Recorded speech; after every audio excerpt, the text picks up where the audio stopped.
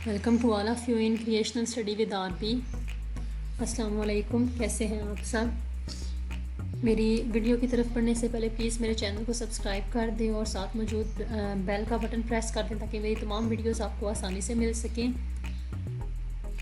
मेरे से कमेंट्स में आए हुए थे कुछ कमेंट के जो आपके बीए बीएससी के एग्ज़ाम्स हैं उनसे रिलेटेड। जी, अभी तक की जो इन्फॉर्मेशन है यूनिवर्सिटी की, उसके अकॉर्डिंग आपके एग्ज़ाम्स ऑनलाइन ही होंगे। प्रोसीजर क्या होगा, क्या करना है, वो सारा मैं सर्च कर रही हूँ। कुछ मैंने जगहों पे मैसेजेस वगैरह किए हुए, कॉलेज से कांटेक्ट किया है। मैं सारी डिटेल आपको एक पूरी वीडियो बना के उसमें दे दूँगी। मेरी वो ज़रूर चेक करिएगा। फ़िलहाल जो मेरा आज का टॉपिक है ये रिलेटेड है लैंड फॉर्म्स से, कि हमारी ज़मीन के ऊपर जो लैंड फॉर्म्स हैं वो किस किस्म के हैं। ज़मीन साकर नहीं है, जो इसके ऊपर चट्टानें मौजूद हैं, ये तब्दीली के अमल से गुजरती रहती हैं और जब अब भी ये तब्दील हो रही हैं। जब से कायनात हमारी बनी है इसके अंदर मुसलसल तब्दीलियाँ आ रही हैं। ऐसी तब्दीलियों की वजह से जो ज़मीन के बलाई हिस्से हैं ये नीचे दब रहे हैं, तो बाज़ औक़ात कुछ हिस्से बुलंद हो जाते हैं। अगर एक तरफ जो कुदरती हमारे अवामिल हैं वो इरोजन के प्रोसेस की वजह से बुलंद हिस्से लाइक माउंटेन्स वगैरह को काट रहे हैं, इरोड कर रहे हैं, तो दूसरी तरफ वही कटा हुआ मवाद हमारे रिवर्स अपने साथ बहा कर किसी न किसी जगह पर डिपॉजिट कर रहे हैं और गहरे हिस्सों को हमवार कर रहे हैं। कुराई अर्ज़ पर जितने भी तबाही नकूश पाए जाते हैं ये हमेशा से ऐसे नहीं थे, जैसे भी नज़र आ रहे हैं इनके अंदर मुसलसल चेंजेस आ रहे हैं। ज़मीन की सतह के ऊपर हमारे पास जो दो बेसिक फीचर्स हैं, these are continents and oceans. ये हमारे परमानेंट लैंड फॉर्म्स हैं और इनके ऊपर यानी समुद्रों के ऊपर और बरियाज़मों के ऊपर जो लैंड फॉर्म मौजूद है, जो सामने आपको पिक्चर में नज़र आ रहे होंगे, यानी हमारे पास माउंटेन हैं, वैलीज़ हैं, कोस्ट लाइन है, हमारे पास समुंदर वगैरह हैं। ये सारे फीचर्स हमारे दूसरे मेजर लैंड फॉर्म्स में आते हैं। परमानेंट फ़ीचर्स जो कि हमारे पास बरियाज़म और समुंदर थे, उनके ऊपर मौजूद जो हमारे पास लैंड फॉर्म्स हैं वो हैं हमारे पास सामने आपको मेजर लैंड फॉर्म्स नज़र आ रहे होंगे।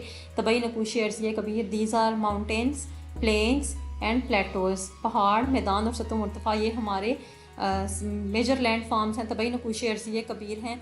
अब अगर हम डिटेल देखना चाहें तो सबसे पहले हमारे पास माउंटेन्स आते हैं। बरियाज़मों के ऊपर सबसे नुमायां नक्श होते हैं।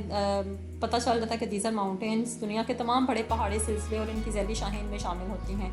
मिसाल के तौर पे हिमालयाज़ जो कि एशिया में वाक़ हैं, एल्प्स जो यूरोप में वाक़ हैं, रॉकीज़ एंड एंडीज़ जो नॉर्थ एंड साउथ अमेरिका में वाक़ हैं, ये इसकी सबसे बड़ी मिसाल है कि हमारे पास जो माउंटेन्स मौजूद जो पहाड़ी सिलसिले हैं मेजर लैंड फॉर्म्स के, उसकी दूसरे हमारे पास पहाड़ों के बाद जो अगला फीचर हमारा वजूद में आया था वो पहाड़ मैदान थे।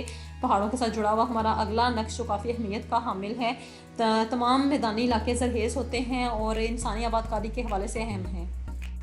दुनिया के जितने भी मैदान हैं ये अपनी जो इनकी ज़राअत है उसके हवाले से और अपनी ज़रखेज़ी के हवाले से बहुत ज़्यादा इंपॉर्टेंट है। मिसाल के तौर पे सिंध का मैदान है, हमारे पास गंगा और जमुना का है, नील वगैरह एग्जाम्पल्स के तौर पे हमारे पास है। इसके अलावा भी बहुत से पहाड़ हैं जो आगे मैं आपको दिखाऊंगी कि कहाँ कहाँ पे वाक़ हैं हमारे पास।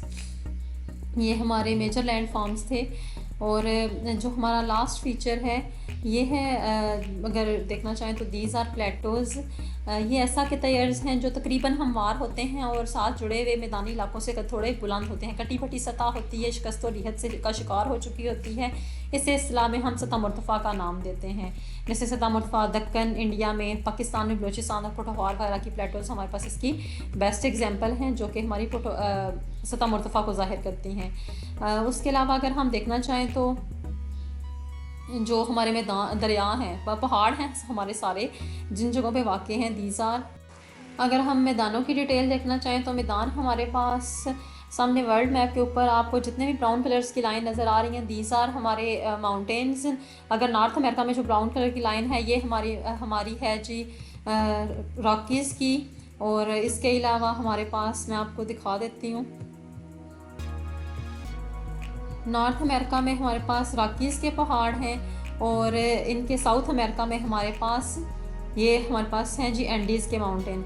और अगर हम ऑस्ट्रेलिया में देखना चाहें तो ऑस्ट्रेलिया नीचे हमारा कॉन्टिनेंट मौजूद है जिसकी ईस्टर्न बाउंड्री पे मशरकी ऑस्ट्रेलिया के पहाड़ हैं। बाकी जितने भी एशिया और यूरोप अफ्रीका में हमें नज़र आ रहे हैं, जो एशिया के रीजन में these are Himalayas and their branches and Europe में एल्प्स वगैरह के पहाड़ हैं। ये हमारे पहाड़ी इलाके थे। अगर पेपर में ये सवाल आता है तो मैप के ऊपर इनको शो करने से आपका पॉजिटिव इफ़ेक्ट पड़ता है कि ना सिर्फ नॉलेज है बल्कि ये भी पता है कि किस जगह पे हमारे पास कौन सा फीचर मौजूद है। इसके बाद अगर हम आगे प्लेटोज़ को सतह मुर्तफ़ा को देखना चाहें तो ये कंप्लीट प्लेटोज़ ऑफ द वर्ल्ड हैं जो मैंने यहाँ पे शो कर दी हैं। आप देख सकते हैं कि अगर हम एशिया में से देखना शुरू करें तो सतह मुर्तफ़ा तिब्बत है हमारे पास, ये येलो कलर से लिखा हुआ। तिब्बत के साथ नीचे पोटोहार की प्लेटो है, दक्कन प्लेटो है हमारे पास सेंटर में आपको नज़र आ रही होगी। उसके बाद अनातोलिया प्लेटो है यूरोप के जनूब में। उसके बाद हमारे पास अगर हम यहाँ पे देखें तो ऑस्ट्रेलिया में कैम्बरले की प्लेटो है हमारे पास, एथोपिया प्लेटो है अफ्रीका में। ये सारी याद रखने की ज़रूरत नहीं है कि सारी आप लोग याद रखें, लेकिन एटलीस्ट आपको आइडिया होना चाहिए। यहाँ पे आपको नॉर्थ अमेरिका में कोलोराडो, मैक्सिकन एंड कोलंबिया और स्नेक की प्लेटोज़ नज़र आ रही होंगी, एंटीप्लेनो वगैरह जनूबी अमेरिका में। ये तो आप इसको अपने पेपर के ऊपर शो कर सकते हैं, ये भी दिखा सकते हैं, इसमें से कुछ आप याद कर लें। प्लेटोज़ के बाद हमारे पास मैदान आते हैं और दुनिया के तमाम इलाके जहाँ जहाँ से हमारे पास दरिया गुजरे हैं वहाँ पे हमारे मैदान मौजूद हैं। स्पेशली सिंध और जो गंगा का मैदान है, दरिया सिंध और दरिया गंगा का मैदान, इनकी तो डिटेल वीडियो भी मैंने अपलोड की हुई है, आप उसको चेक कर सकते हैं कि वो कहाँ पर वाक़ हैं, कौन से फ़ीचर्स वगैरह बना रहे हैं। उसके बाद अगर हम देखना चाहें कि ये सारा इंट्रोडक्शन था, टॉपिक है बेसिक मेरे पास। टॉपिक है हमारा अर्थ मूवमेंट या ज़मीनी हरकत। जैसे कि मैंने पहले बताया कि ज़मीन अपने आगाज़ से लेकर अब तक बहुत सारी तब्दीलियों से गुजर चुकी है, जिसमें से बहुत सारी अभी भी जारी हैं। ये तब्दीलियाँ ज़मीनी हरकत की वजह से हैं।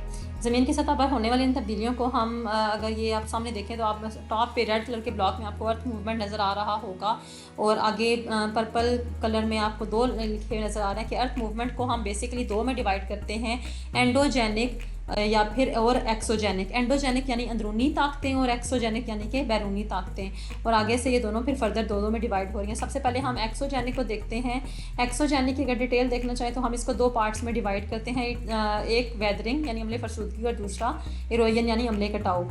इरोजन को देखें तो इरोजन आपको पता है कि ग्लेशियर यानी आइस यानी ग्लेशियर का रहे हैं, रिवर वाटर का रहा है, सी हमारे समुद्री वेव्स का रही हैं, विंड का रही है हमारी, और अंडरग्राउंड वाटर का रहा है जो ज़ेरे ज़मीन पानी है वो भी।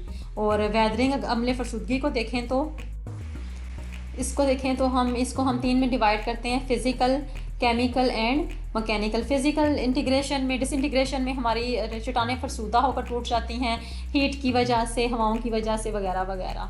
केमिकल को देखें तो इसमें पानी इन्वॉल्व हो जाता है और पानी के इन्वॉल्व होने से जो हमारे मिनरल्स हैं वो अपनी तरकीब को चेंज कर लेते हैं और उनकी हियत बदल जाती है।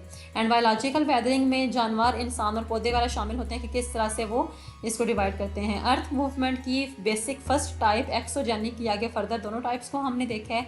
अब अगर हम एंडोजेनिक अर्थ मूवमेंट की जो दूसरी टाइप है यानी अंदरूनी ताकतें हैं, इनको देखें तो इसको हम 2 में डिवाइड करते हैं, डायस्ट्रॉफिज्म में, और हमारा दूसरा है सडन मूवमेंट। सडन मूवमेंट जिसमें जलजले और वल्केनोज मैंने लिखा हुआ है, जलजले भी एकदम आते हैं, कोई प्रिडिक्शन नहीं होती, और वल्केनोज भी किसी भी वक्त फट सकते हैं और तबाही ला सकते हैं। ये हमारी सडन मूवमेंट थी। और दूसरी को अगर हम देखना चाहें डायस्ट्रॉफिज्म, तो ये काफ़ी डिटेल में टॉपिक है जिसमें हमारे पास 2 हैं जो कि ऑरेंज कलर के ब्लॉक में आपको लिखे हुए नज़र आ रहे होंगे। पहले है हमारे पास लेफ्ट हैंड साइड पे अपीरोजेनिक और कॉन्टिनेंट फार्मिंग, यानी अपीरोजेनिक फोर्सेस या फिर वो फोर्सेस जिनसे हमारे कॉन्टिनेंट या फिर बरआज़म बन रहे हैं। और दूसरी डायस्ट्रॉफिज्म की टाइप है ओरोजेनिक या फिर माउंटेन बिल्डिंग, यानी ओरोजेनिक या फिर वो फोर्सेस जो हमारी पहाड़ बना रही हैं, यानी चाहे पहाड़ बने चाहे हमारे बरआज़म बने, इन दोनों के बनने की वजूहात डिफरेंट हैं। कॉन्टिनेंट को देखना चाहें तो कॉन्टिनेंट बनने के 2 ही तरीके हैं, या तो ज़मीन का कोई पोर्शन अपलिफ्ट हो जाएगा, अपवर्ड मूव करेगा और वो हमवार हो जाएगा, या फिर कोई बुलंद हिस्सा दंस जाएगा और वो डाउनवर्ड मूव हो जाएगा, इरोड हो जाएगा ऊपर से या नीचे दंस जाएगा और हमवार होकर मैदान की शक्ल इख्तियार कर लेगा, बरआज़म बन जाएगा। और माउंटेन बिल्डिंग को देखें तो पहाड़ बनना का प्रोसेस एक काफ़ी पेचीदा प्रोसेस है जिसकी 2 बेसिक वजह हैं, या तो ये टेंशन क्रिएट हो जाएगी मटेरियल पे या फिर कंप्रेशन यानी दबाव पड़ेगा।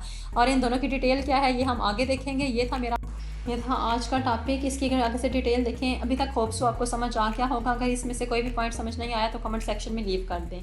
इसकी डिटेल अगर हम देखें तो अर्थ ज़मीन जो हमारी अर्जी हरकत हैं इस सतह पर तब्दीलियाँ लाती हैं, कुछ हिस्से नीचे दंस जाते हैं, कुछ हिस्से बुलंद हो जाते हैं, कहीं फोल्ड पड़ जाएंगे, कहीं पे दर्ज़ें दरारें वगैरह पैदा हो जाएंगी, किसी जगह पे आतिशफशानी का प्रोसेस हो जाएगा, कहीं पहाड़ वगैरह बन जाएंगे। तो इसकी 2 टाइप्स थी, इंटरनल फोर्सेस यानी अंदरूनी हरकत और एक्सटर्नल फोर्सेस या एक्सोजेनिक फोर्सेस यानी बैरूनी हरकत। और अगर डिटेल में देखें तो सबसे पहले हम देखेंगे एक्सटर्नल फोर्सेस को, या जिन्हें एक्सट्रूसिव या फिर एक्सोजेनिक फोर्सेस का नाम भी देते हैं। इनमें हमारे पास जो टूल्स हैं वो हैं दरिया, बहता हुआ पानी, नदी नाले, ग्लेशियर, लहरें, हवा की दर्जा हरारत, ये सारे मिलकर तब्दीली लाते हैं और हमारी जो सतह है इसको तब्दील कर देते हैं। हमारी सतह के ऊपर तब्दीलियाँ इससे आ जाती हैं। इन तमाम ये जो हमारे बुलंद हिस्से हैं, कुछ ये ताकतें बुलंद हिस्सों को काटती हैं और बुलंद हिस्सों को काटती हैं और गैर हमवारियाँ वगैरह दूर कर देती हैं। और इन्हें हम डिग्रेडेशनल ताकतें कहते हैं, यानी क्योंकि इसमें कटिंग हो रही है, डिग्रेड हो रहा है फीचर हमारा, तो डिग्रेडेशनल फोर्सेस कहलाएंगी।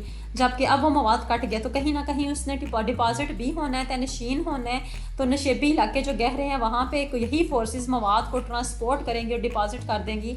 अब क्योंकि यहाँ पे तामीर का अमल हो रहा है, एग्रेड हो रहा है, बढ़ ये चीज़, तो हम इनको एग्रेडेशनल फोर्सेस का नाम दे देंगे।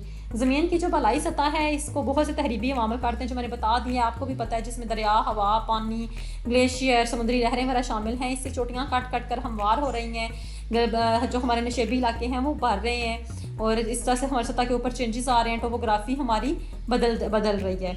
जो हमारी दूसरी टाइप है एक्सटर्नल फोर्सेस में हम देखें अगर तो मूवमेंट और रिमूवल और ऑफ पीसीज ऑफ रॉक्स हो रहा है, वेव्स वगैरह इसको इफेक्ट कर रही हैं। एक्सोजेनिक के बाद दूसरी है हमारी एंडोजेनिक फोर्सेस या फिर इंट्रूसिव या अंदरूनी ताकतें। ये ज़मीन की सतह पर बहुत से तजादात या तब्दीलियाँ लाने की बाइस बनती हैं। इसमें जो अपीरोजेनिक है, मैंने पहले भी बताया था आपको कि ये खुश्की के बड़े बड़े किताब यानी बरियाज़म बनाती हैं, और जो हमारी पहाड़ हैं ये ओरोजेनिक से बन रहे हैं। पहाड़ हमारे ओरोजेनिक से बन रहे हैं और अपीरोजेनिक से हमारे कॉन्टिनेंट्स बन रहे हैं, और इन दोनों को कंबाइन हमने डायस्ट्रॉफिज्म का नाम दिया था। सडन मूवमेंट्स में हमारे पास जो अगली है ये है हमारे पास आतिश फिशानी, क्योंकि ज़लज़ला जब आएगा वो एकदम से आएगा, सतह के ऊपर चेंजेस ले आएगा जो कि डिस्ट्रक्टिव ही होंगे, कंस्ट्रक्टिव यानी तामीराती नहीं होंगे। अब अगर हम देखें इसमें वल्केनिज़म को, तो जो वल्केनिज़म का प्रोसेस है आतिश फिशानी का, अमले आतिश फिशानी से बाज़ औक़ात आतिशी पहाड़ बनते हैं, यानी लावा हमारा क्रेटर्स के अंदर से ज़ेर ज़मीन में मौजूद मैग्मा पिघ लावा मोल्टन मैटर सतह के ऊपर आएगा, ठंडा होकर ठोस शक्ल इख्तियार कर लेगा। ये आपको नज़र आ रहा होगा कि सामने किस तरह से इसके अंदर हमारा सारा मटेरियल बाहर आ रहा है, मोल्टन मैटर आतिश फिशानी का अमल हो रहा है। इसमें आप देखें तो बाज़ औक़ात हमारी जो चेंजेस आते हैं इसकी वजह से हमारे ये जो आतिश फिशानी पहाड़ बनते हैं, इग्नियस रॉक्स हम इन्हें कहते हैं, और ये तब्दीली मुसलसल हो रही है, मुसलसल कहीं ना कहीं वल्केनिक एक्टिविटी हो रही है और मवाद हमारा जमा हो रहा है और इससे हमारे फीचर्स बन रहे हैं। ये जो हमारे इग्नियस रॉक्स हैं ये सतह के ऊपर भी बनेंगी और ज़ेरे ज़मीन नीचे भी बनेंगी। इस टॉपिक पे भी मैंने वीडियो बना के अपलोड की हुई, आप चेक कर सकते हैं कि इग्नियस रॉक्स कैसे बन रही हैं, रॉक्स की वीडियो पार्ट 1 में। उसके बाद ये ज़मीन के ऊपर भी बनेंगी, ज़मीन के नीचे भी बनेंगी। इसमें क्रिस्टल्स छोटे होंगे और जो सतह के नीचे होंगे वो हमारे बड़े क्रिस्टल होंगे, जो सतह के ऊपर होंगे ये हमारे छोटे क्रिस्टल होंगे। जब तक ज़मीन के अंदर होगा मैग्मा कहलाएगा, सतह के ऊपर आ जाए तो लावा कहलाएगा, आहिस्ता से ठंडा होगा और इसमें से हमारी फीचर्स बनेंगे। ये था हमारी आतिश फिशानी का प्रोसेस। अंदरूनी हरकत की वजह से सम टाइम कोई ना कोई जजीरा भी हमारा अपलिफ्ट हो जाता है, कोई ना कोई जजीरा भी एकदम से पैदा हो जाता है और फिर कुछ ही दिनों में या कुछ ही टाइम में फ़ौरन से गायब भी हो जाएगा। और इस तरह के जजीरे अक्सर समुद्रों में नमूदार होते रहते हैं, जिसकी मिसालें आपको मिल सकती हैं। फॉर एग्जांपल हमारा जो बहरुकाहिल दुनिया का सबसे बड़ा समुंदर है पैसिफिक ओशन, इसमें टोक्यो जापान के करीब साउथ वाली साइड पे यूरेनिया नाम का एक जजीरा पैदा हुआ था, जो कुछ ही डेज़ के बाद फिर एकदम से दोबारा गायब भी हो गया था। उसके अलावा लैंड फार्म सामने आपको डायग्राम में नज़र आ रहे होंगे, वॉल्केनोज़ हैं, हमारे पास हिल्स बनती हैं, छोटी छोटी पहाड़ियाँ, आयरलैंड बनते हैं, जजीरे, कैनियंस बनती हैं, डेजर्ट हैं, ओशन, रिवर, जंगल, माउंटेन, मार्शेस यानी दलदलें, हमारे पास वाटरफॉल्स और प्लेन एरियाज मैदान है। ये सारे हमारे लैंड फार्म्स हैं। होप सो आपको मेजर लैंड फार्म से रिलेटेड ये टॉपिक समझ आ गया होगा। अगर इसमें से कोई भी पॉइंट समझ नहीं आया तो उसको कमेंट सेक्शन में लीव कर दें, मैं क्लियर कर दूँगी। ड्यू टू रमज़ान वीडियो थोड़ी लेट हो रही है कि काम में और इबादत वगैरह में बिज़ी हो जाती हूँ, लेकिन एक वीडियो BA-BSc के एग्ज़ाम्स के ऊपर, क्योंकि वो सुनने में आ रहा है कि ऑनलाइन है, उन पे एक वीडियो मैंने अपलोड करी, और दूसरे इंटरमीडिएट के एग्ज़ाम्स में कुछ मुझे पता चला तो उससे related first year and second year से भी मैं अपलोड करूँगी, उनमें प्रैक्टिकल से रिलेटेड भी बात होगी और आपके थ्योरी से रिलेटेड भी क्या होगा। मैं इंशाल्लाह अपनी वीडियो पूरी डिटेल में बना के अपलोड करूँगी। लेकिन टॉपिक से रिलेटेड कोई भी पॉइंट समझ नहीं आया तो कमेंट सेक्शन में लीव कर दें, या कोई भी सवाल है तो लीव कर दें, मैं उसको भी क्लियर कर दूँगी। मेरी वीडियो को लाइक करें, चैनल को सब्सक्राइब करें, अपने फ्रेंड्स के साथ शेयर करें। Thank you so much. अल्लाह हाफिज़, अस्सलाम वालेकुम एंड रमज़ान मुबारक वंस अगेन।